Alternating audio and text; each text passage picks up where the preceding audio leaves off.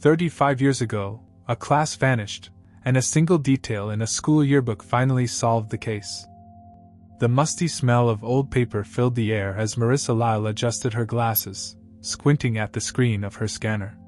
Rain pelted against the basement windows of the State Education Archives, providing a steady rhythm to her methodical work. She had been digitizing school records for months now, page after page of academic history that most people would find mind-numbingly dull. But Marissa wasn't most people. Just 3 more boxes. She mumbled to herself, reaching for another yearbook from the stack labeled Briarwood Elementary, 1985 to 1990. The spine cracked as she opened it, releasing that distinct scent of decades-old binding glue and paper. Her phone buzzed. Her supervisor again, asking for progress updates on the historical preservation project. Marissa ignored it, flipping to a dogged page marked Class 5B, 1989. Something about this particular yearbook had been bothering her since she'd pulled it from the box. Unlike the others, this one had been handled frequently, evident from its worn edges and loosened binding. The page revealed a standard class photo, rows of 27 smiling children with feathered haircuts, and oversized sweaters typical of the late 80s. Marissa almost moved on to scan the next page when her trained eye caught an inconsistency. She froze. In the back row, third from the right, stood a girl with dark hair pulled into a severe ponytail. While everyone else wore casual clothes, jeans, t-shirts, colorful sweaters, this girl was dressed in a distinctive plaid uniform with a starched white collar and an embroidered crest on the pocket. "That's odd," Marissa whispered, leaning closer. The crest featured an ornate SCA logo that she immediately recognized from her previous research. St. Kilian's Academy. A private boarding school that had been shut down in 1988 due to a massive financial fraud scandal that had made national headlines. Marissa's heart rate quickened as she cross-referenced the date on the yearbook. 1989, 1 full year after St. Kilian's had closed its doors. She pulled up the database on her laptop and searched for Briarwood Elementary plus 1989 plus missing. The results made her blood run cold. Headlines from decades ago flashed across her screen. Entire class vanishes without a trace. 27 students missing. Parents demand answers. Search for Briarwood children enters 3rd week. Marissa's fingers trembled as she scanned article after article. How had she never heard about this?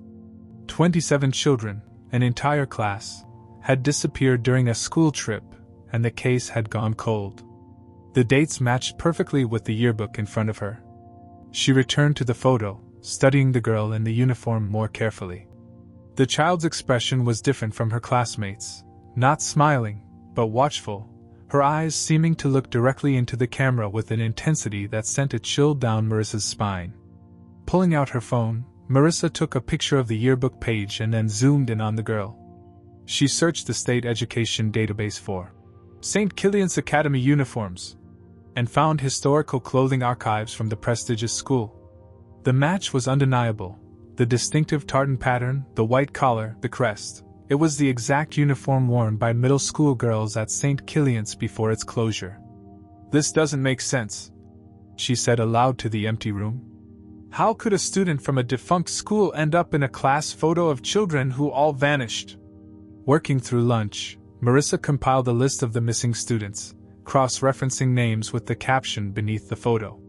26 names were listed, corresponding to 26 faces, but the girl in the uniform wasn't named. It was as if she were a ghost, present in the image but absent from the record.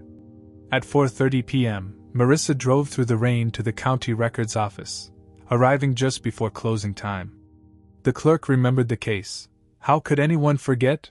And granted her access to the police files that had been declassified after 20 years.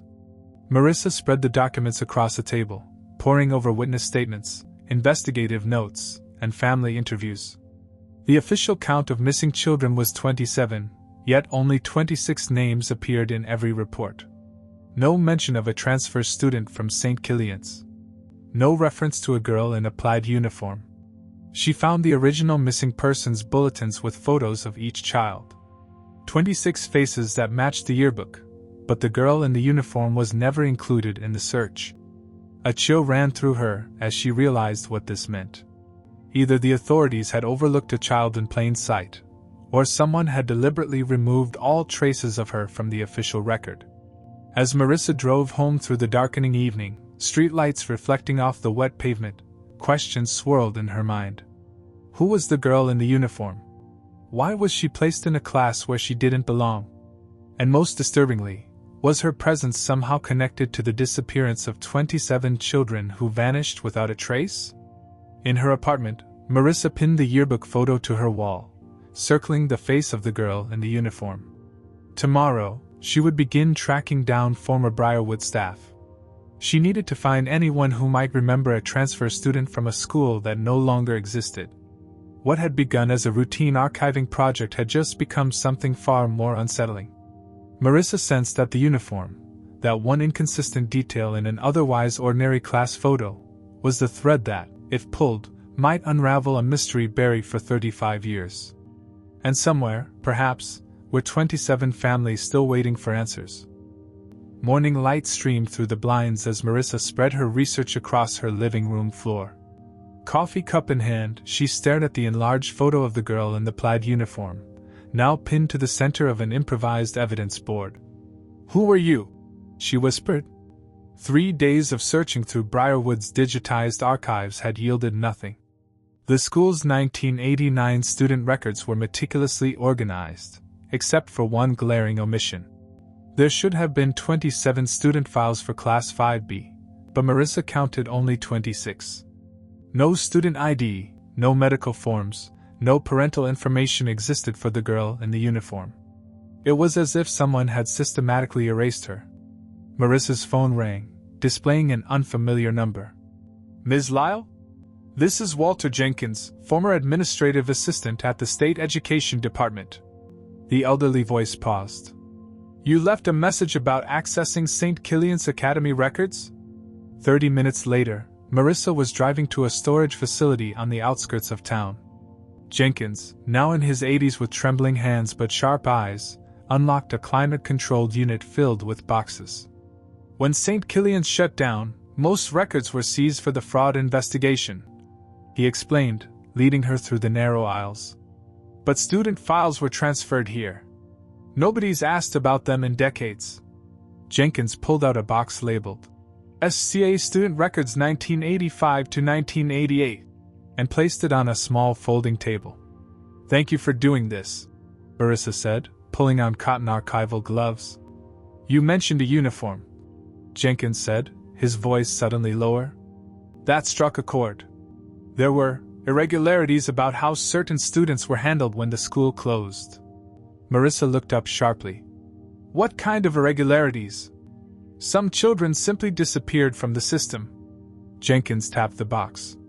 "Find what you need. I'll wait outside."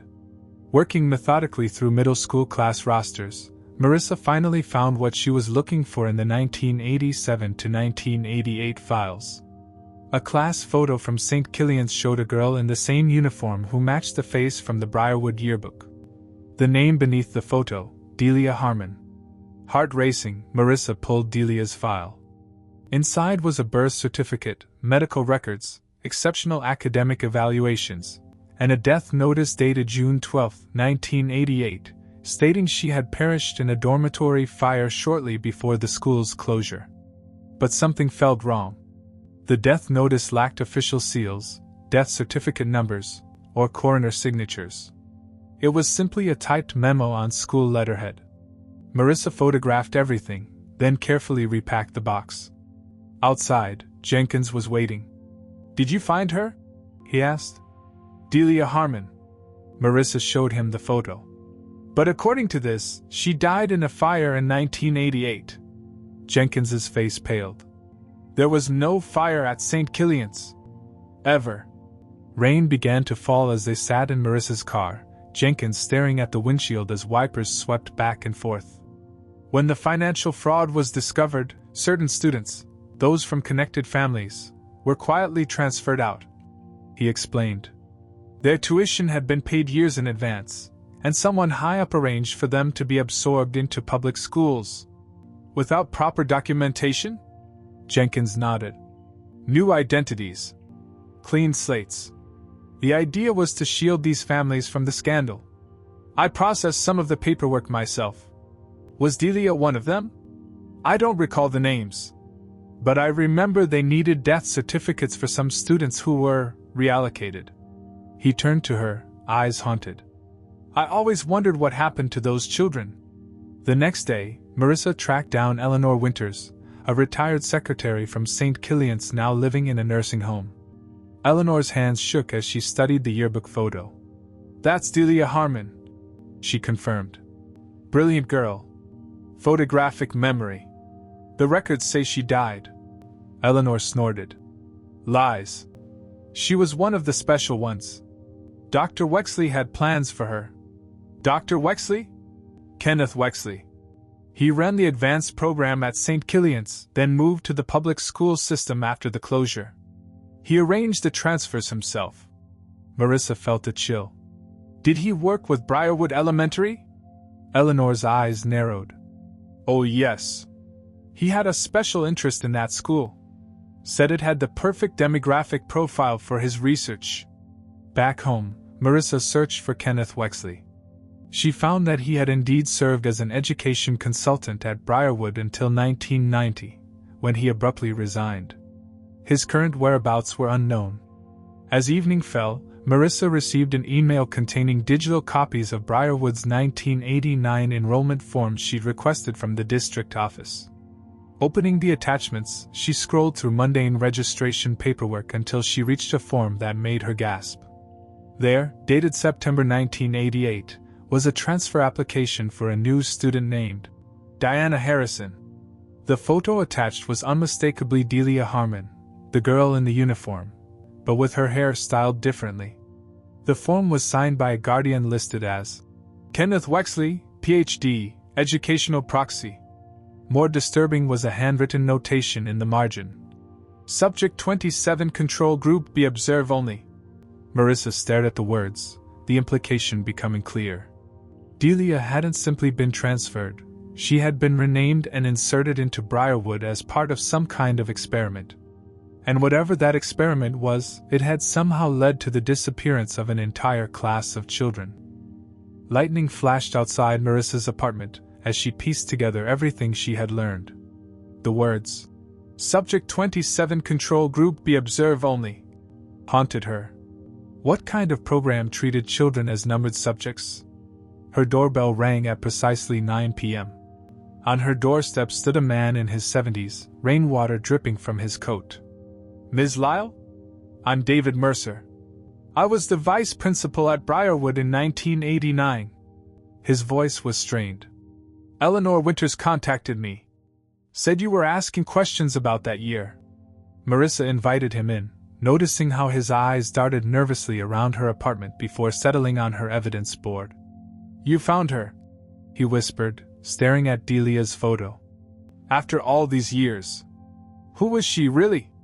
Marissa asked, handing him a cup of tea. Mercer's hands trembled. We were told she was just a transfer student.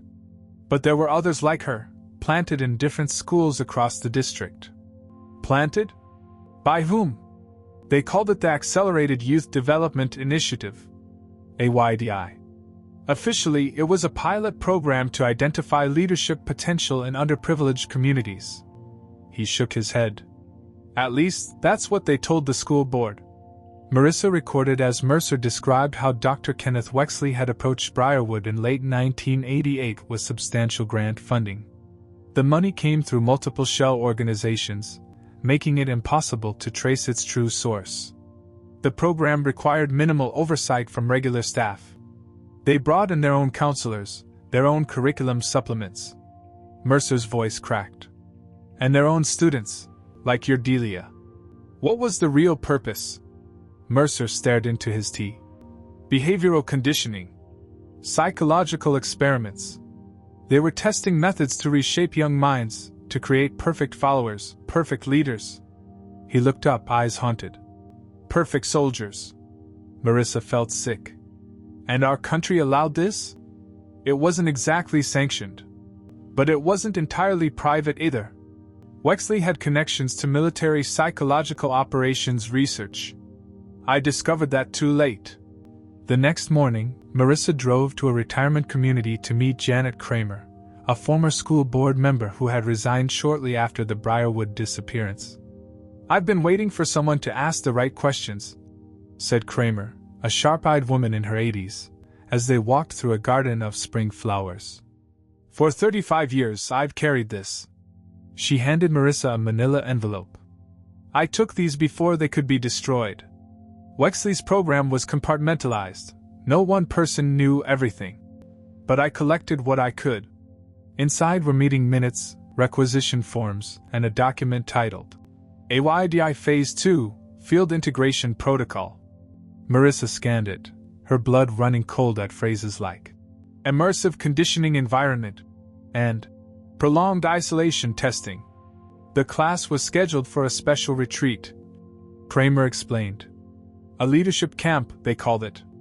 But it wasn't on any official calendar, and no regular teachers were invited. "Why didn't you stop it?"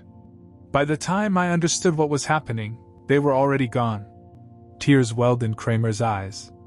"I went to the authorities afterward, but someone had scrubbed the records. They treated me like a conspiracy theorist." Among the papers was a photograph that made Marissa gasp. Dr. Kenneth Wexley standing beside a distinguished-looking man in military dress.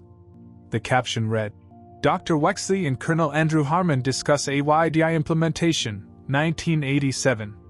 "Harmon," Marissa whispered. "Like Delia Harmon?" Kramer nodded. "Her father. He wasn't just any military officer. He specialized in psychological warfare. When St. Killian's collapsed, he needed a new venue for their work. Briarwood was perfect, underfunded, overlooked, with an administration desperate for grant money." Back at her apartment, Marissa connected the dots on her evidence board.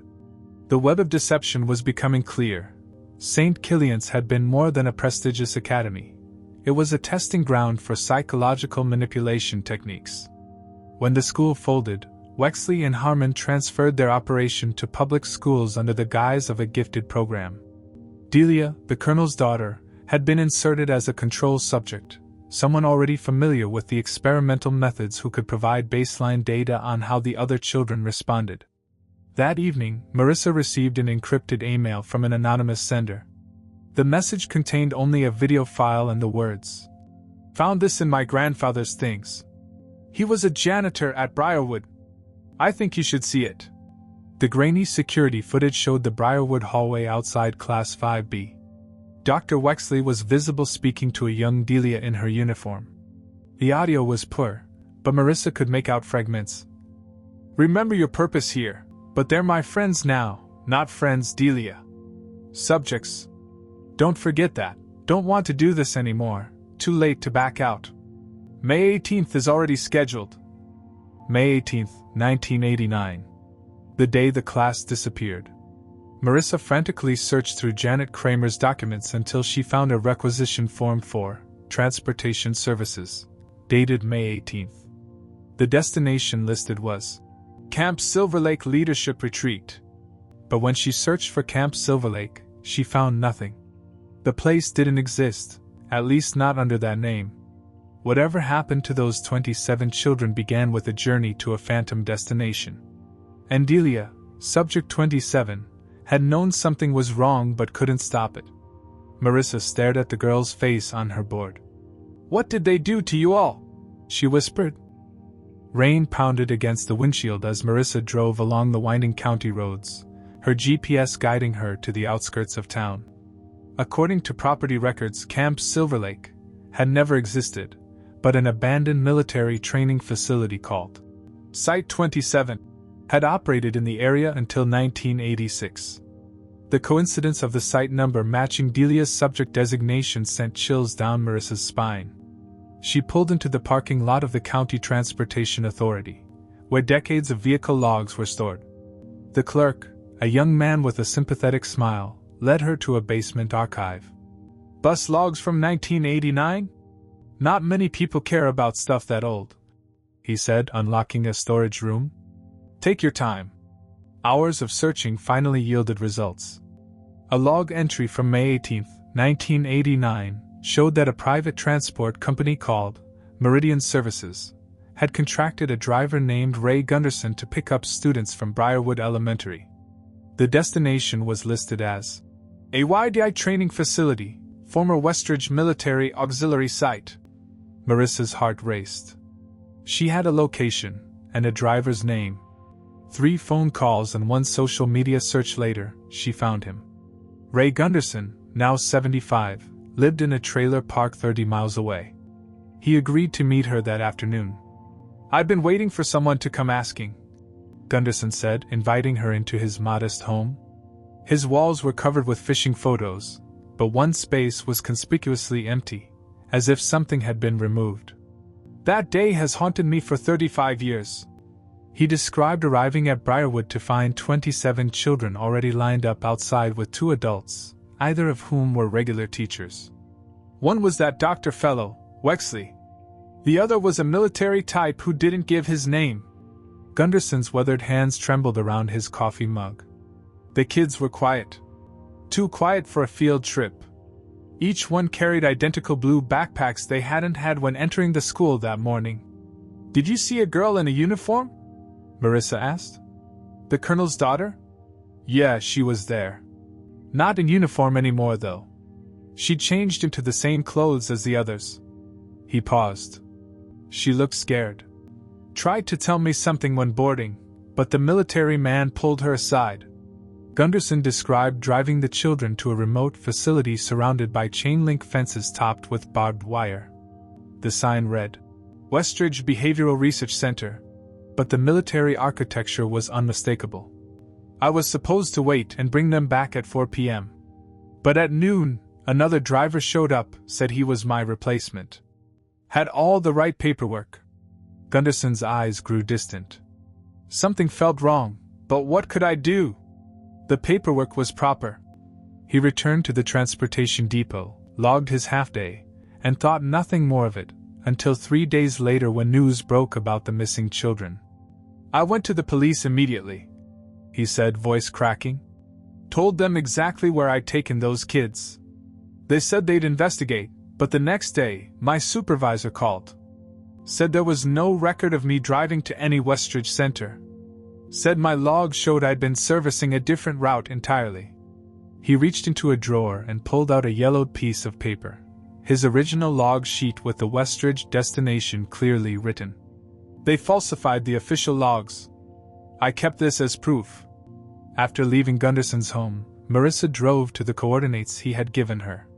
What remained of the Westridge facility was now overgrown with weeds, the buildings crumbling behind a fence marked "Private Property and No Trespassing." Using a telephoto lens, she photographed the complex from the road. Though dilapidated, the buildings matched the architectural style of military facilities from that era. At the county recorder's office, Marissa discovered that from 1986 to 1990, the property had been leased to Meridian Behavioral Consultants, the same company name as the transport service. A property transfer document dated June 1989, 1 month after the children vanished, showed the facility had been sold to a shell corporation that immediately closed it down. Most interesting was the signature on the transfer, Andrew Harmon, with the title, Project Director. That evening, using satellite imaging software, Marissa examined historical aerial views of the facility. A startling pattern emerged. Regular satellite passes showed normal activity until May 18, 1989. The next available image from June 3 showed numerous vehicles, including what appeared to be ambulances. By June 10, the site was deserted. Something catastrophic had happened during those missing 2 weeks. A knock on her apartment door startled her. A package sat on her doormat, no delivery person in sight. Inside was a weathered leather-bound notebook with a handwritten note. "Found among my father's things after his passing in 1990. He was Dr. Wexley's assistant. May God forgive us all." The notebook contained observations of subjects, identified only by numbers. Subject 27, Delia, had extensive notes. Subject shows increasing resistance to conditioning. Emotional attachment to test subject's compromising objectivity. Colonel H. insists we proceed despite concerns. Dose adjustments authorized for final phase. The final entry, dated May 19, 1989, contained just 5 words. Protocol failure. Total containment initiated. Marissa's hands shook as she realized the implication. Something had gone catastrophically wrong with the experiment. And total containment suggested that whatever had happened, someone had gone to extraordinary lengths to ensure it remained secret, potentially at the cost of 27 young lives. She now had evidence of where the children had gone. The next question was chilling. What exactly had happened to them after they arrived? Marissa stared at the yellowed pages of Dr. Wexley's assistant's notebook, her mind racing with horrific possibilities. What had protocol failure meant? And how could 27 children simply vanish from official records? She needed to bring this evidence to someone who could help. After several calls, she connected with Eliza Chin, an investigative journalist who had won awards for exposing cover-ups. "This is either the story of the decade or a very elaborate conspiracy theory," Chin said, spreading Marissa's evidence across her office desk. "But that yearbook photo, that's something they couldn't erase completely." Chin examined the Briarwood class photo with a professional magnifier. "The uniform is our smoking gun. It places Delia Harmon, a supposedly deceased girl, in a class that vanished." She looked up at Marissa. "But we need more. We need to prove definitively that St. Killian's and Briarwood were connected through more than just this one student." They began a meticulous comparison of staff records from both schools. Using facial recognition software, Chin scanned the faculty photos from St. Killian's against Briarwood's staff directory. The computer beeped, displaying a match.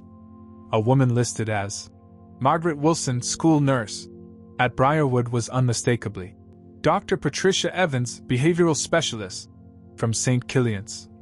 A second match revealed that Thomas Gray, physical education, had previously been Dr. Alexander Hayes, physical conditioning coordinator. "They didn't just transfer Delia," Marissa whispered. "They moved an entire team. And they changed their identities just like they changed hers," Chin added. "This wasn't just an experiment. This was a fully orchestrated operation." The pieces were falling into place. The AYDI program hadn't merely observed students, it had systematically infiltrated Briarwood with operatives disguised as staff members. That evening, they drove to the home of Sofia Martinez, whose daughter Carmen had been among the missing children. 35 years, the elderly woman said, hands trembling as she looked at the evidence Marissa had gathered.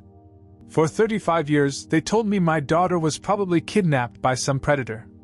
She pulled out a shoebox filled with newspaper clippings, letters to officials, and photos of her daughter. "I never stopped looking. Never stopped asking questions."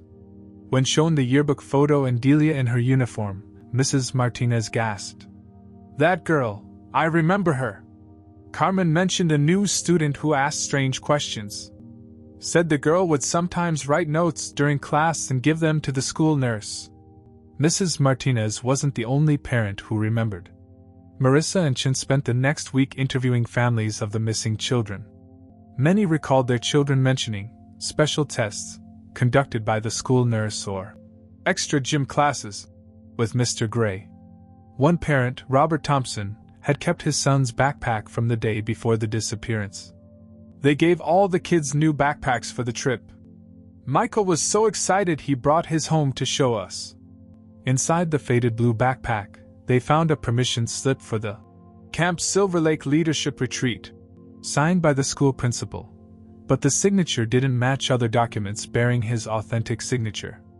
Most disturbing was a small pocket sewn inside the backpack that contained what appeared to be a medical monitoring device with the logo of Meridian Behavioral Consultants. They were tracking them, Chin concluded. Biometric monitoring during whatever tests they were planning. The story was growing too big to handle alone. Chen arranged a meeting with federal investigators who specialized in cold cases and misconduct. After reviewing the evidence, they agreed to reopen the investigation into the Briarwood disappearance. Satellite imaging experts were brought in to analyze historical photographs of the Westridge facility. Enhanced images revealed disturbing details. What appeared to be mass excavation equipment on the grounds in the days following the children's disappearance, and a series of unmarked vehicles consistent with military medical transport units. A search warrant was finally granted for the abandoned Westridge property. Ground-penetrating radar detected anomalies consistent with mass graves in an area behind the main facility. The excavation that followed confirmed the worst fears. Human remains were discovered, including those of children approximately 10 to 12 years old at time of death.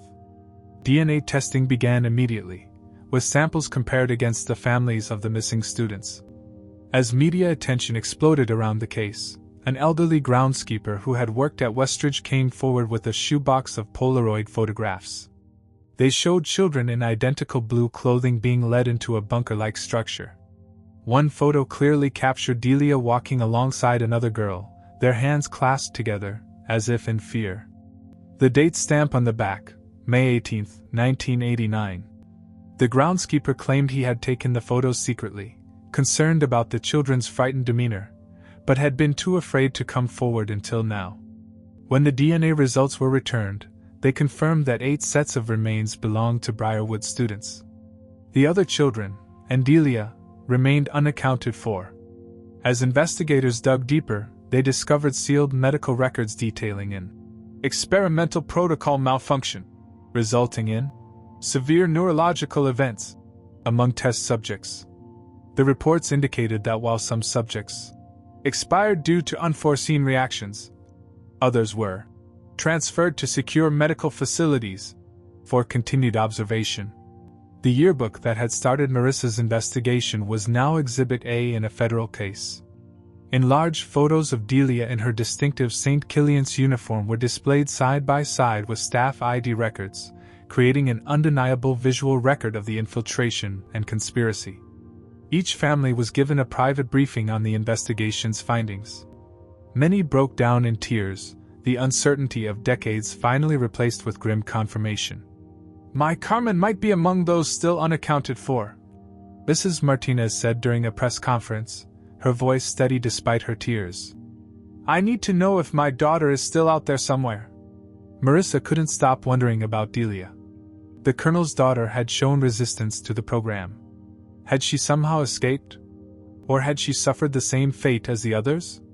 The yearbook photo of Delia staring into the camera now seemed less like a coincidence, and more like a deliberate message, as if she had known someone might someday notice her out-of-place uniform and start asking questions.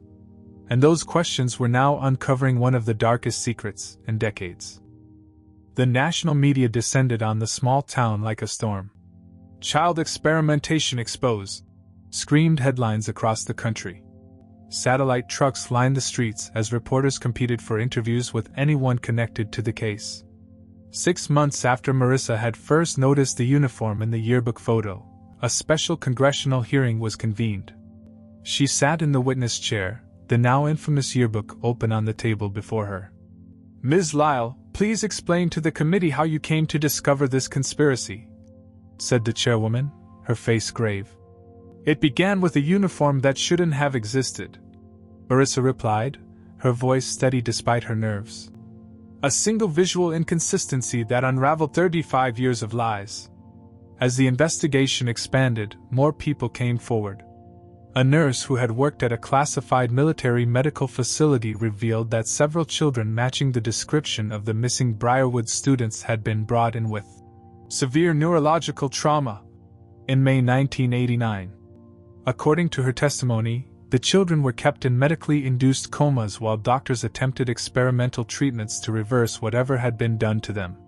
Records showed that most of these children had died within months, their bodies cremated under strict security protocols. But 3 patient files had been marked, transferred, with no destination specified. The most damning evidence came from the declassification of military research documents related to Project Starling, a covert program investigating psychological conditioning techniques in children. These documents directly connected Colonel Harmon and Dr. Wexley to experiments combining behavioral conditioning with experimental neurological compounds. The official report concluded that the Briarwood class had been subjected to an escalating series of psychological tests culminating in the administration of an experimental compound designed to increase mental suggestibility. The compound had caused catastrophic seizures in most subjects, leading to brain damage and death. Indictments were issued for surviving members of the AYDI program. Several former officials from the school board, the transportation department, and the military research division were arrested. Dr. Wexley, it was discovered, had died of cancer in 1997, taking many secrets to his grave. Colonel Harmon, now 87 and suffering from advanced dementia, was deemed unfit to stand trial. When federal agents searched his nursing home room, they found a locked box containing a child's diary. The handwriting matched samples of Delia's work from St. Killian's. The diary's final entry, dated May 17, 1989, the day before the disappearance, read, "Tomorrow they finish the experiment. Dad says it will make us all special, but I've seen the lab reports. Something is wrong with the formula. I told him, but he won't listen. I've hidden this where he'll never look. If anything happens to me, I hope someone finds this and stops him before he does this again." At the former Westridge facility, now surrounded by memorial wreaths placed by families, construction began on a permanent monument to the victims. Named The Forgotten 27, the circular stone structure would bear the name and image of each child, with an empty space symbolizing those whose remains were never recovered. In a quiet ceremony attended only by the families, personal items recovered from the site were returned. Mrs. Martinez received a friendship bracelet that DNA testing confirmed had belonged to her daughter Carmen. She clutched it to her heart, tears streaming down her face. "My daughter made these for her closest friends," she told Marissa. "The last time I saw her, she was making one with blue and green threads. She said it was for the new girl who seems so sad." Marissa felt a chill. Blue and green, the colors of the St. Killian's uniform. The trial of those indicted became a national sensation. Former school officials testified about the pressure and financial incentives they'd received to participate in the program. Transportation coordinators admitted to falsifying records on orders from officials. One by one, the conspirators were sentenced, though many claimed they had never known the true nature of the experiment, or its fatal outcome. Through it all, one question remained unanswered: what had happened to Delia Harmon? Despite exhaustive searching, no trace of her had been found among the remains or medical records. The answer came unexpectedly, during the sentencing hearing for Gregory Payton, a former military psychologist who had helped design the AYDI protocols. "Your Honor, before you pass sentence, there's something the court should know," Payton said, his voice quavering. 3 children survived the initial protocol failure. 2 died during subsequent treatment attempts. But one, Subject 27, responded differently to the compound. The courtroom fell silent. Colonel Harmon's daughter had a unique genetic profile that made her resistant to the side effects. When she recovered, she was transferred to another facility under a new identity. The program continued with her as the sole test subject for several more years until she was eventually placed in a specialized foster home. Her memory was extensively modified. She likely has no recollection of who she really is. Marissa published her findings in a book titled The Uniform That Spoke: How 27 Children Disappeared and One Left a Clue. It became an instant bestseller, with proceeds directed to a foundation supporting the victims' families and funding research into unethical experiments. On the day of the memorial dedication, as families placed flowers beneath the carved names of their lost children, Marissa noticed a woman standing apart from the crowd. She appeared to be in her 50s, with dark hair touched by gray and eyes that seemed to hold a lifetime of secrets. The woman didn't approach the monument. She simply watched from a distance, her hand occasionally touching a small plaid ribbon pinned to her lapel. When their eyes met across the distance, the woman gave an almost imperceptible nod before turning to walk away. Marissa didn't follow. She understood that some survivors prefer their privacy, their anonymity hard-won and fiercely protected. Later that night, she returned to the memorial to place a single white rose. In the fading light, she noticed something that hadn't been there during the ceremony: a small school photograph tucked into a crevice of the stone. It showed a girl in a plaid uniform, her serious eyes looking directly into the camera. On the back, written in careful handwriting, were 5 simple words. "Thank you for finding us all." The uniform that shouldn't have existed had finally served its purpose. Delia Harmon had left behind a clue that would eventually bring the truth to light, even if it took 35 years for someone to notice.